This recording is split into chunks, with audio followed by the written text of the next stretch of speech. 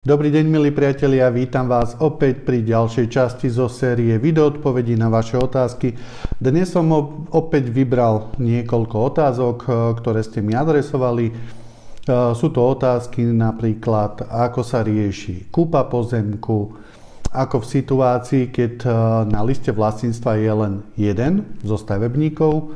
Potom otázka, čo v prípade špecifického pozemku z hľadiska prevýšenia, čiže svahovitosti, a tiež ako sa rieši možné osadenie rodinného domu v prípade, ak cez pozemok vedie elektrické vedenie, čiže aké sú tam obmedzenia. Prejdem k prvej otázke. Dobrý deň, chcem sa spýtať, ako sa vybavuje kúpa pozemku, ako je to s jeho financovaním. Vopred ďakujem za odpoveď. Dobrý deň. Čo sa týka kúpy pozemku, vo všeobecnosti vždy vravím, že od pozemku sa odvíjajú ďalšie veci, čiže vyriešenie kúpy pozemku môže napomôcť následne aj financovanie výstavby rodinného domu, ale na druhej strane zle nastavené financovanie kúpy pozemku môže sťažiť proces riešenia financovania výstavby rodinného domu. Vo všeobecnosti pri kúpe pozemku sú možné cesty, ktoré sa odvíjajú od kúpnej ceny. Pri cenách pozemkov sa napríklad pri tých priemerných cenách pozemkov, napríklad 30, 40 tisíc, 50 tisíc, sa využívajú napríklad produkty stavebného sporenia. Pri drahších pozemkoch, čo už je v dnešnej dobe dosť častá situácia, sa využívajú aj bankové produkty. Tu je dôležité, aby celkový proces bol pod drobnohľadom a vedením príslušnej manažérky financií, ktorá rieši kúpu pozemku pre vás. Pri drahších pozemkoch, ako som vravel, tá druhá alternatíva je možnosť riešiť bankový produkt s kombináciou s iným financovaním. Pri tých drahších pozemkoch tých ciest, ako vyriešiť financovanie, je samozrejme viacero. Nie je priestor, aby som všetky možné cesty spomenul a zároveň nepoznám vašu konkrétnu situáciu. Čiže celkový proces vám nastavíme najvýhodnejšie konkrétne vo vzťahu k vašej situácii a vašim možnostiam. Prejdem k druhej otázke. Dobrý deň, mám pozemok, som jeho vlastníkov a s priateľkou si chceme na ňom nechať postaviť rodinný dom, ale chceme ísť do úveru spoločne. Musím jej čas prepísať, nakoľko zatiaľ neplánujeme svadbu. Dobrý deň, je to situácia bežná, naozaj sa s tým stretávame často.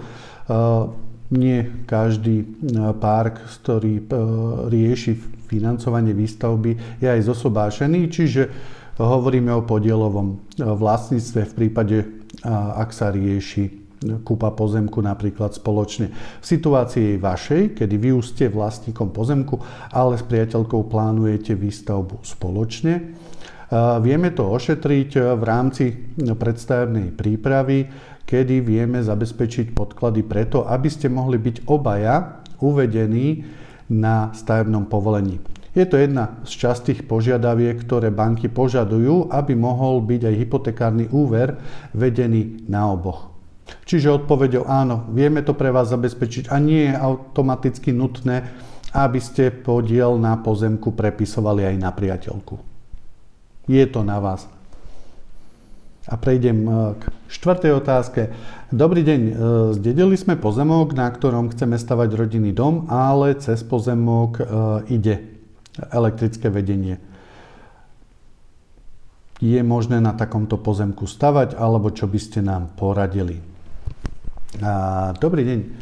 To, že cez pozemok ide elektrické vedenie, samozrejme nemusí znamenať automaticky stopku. Ťažko je mi teraz konkrétne odpovedať na vašu otázku, lebo nepoznám parametre pozemku, kadiaľ je vedené elektrické vedenie, či je to vzdušné alebo podzemné, ale vo všeobecnosti.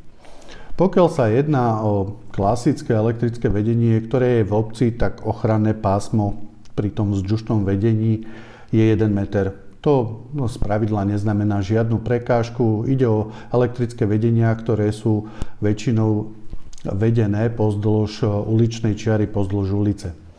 V prípade, ak cez pozemok ide vyššie napätie, respektíve elektrické vedenie, ktoré má vyššie hodnoty, tam sú ochranné pásma vyššie, hovorí o tom zákon o energetike, konkrétne paragraf 43. V takomto prípade sa ochranné pásma pohybujú v rozmedzi 4 až 45 metrov.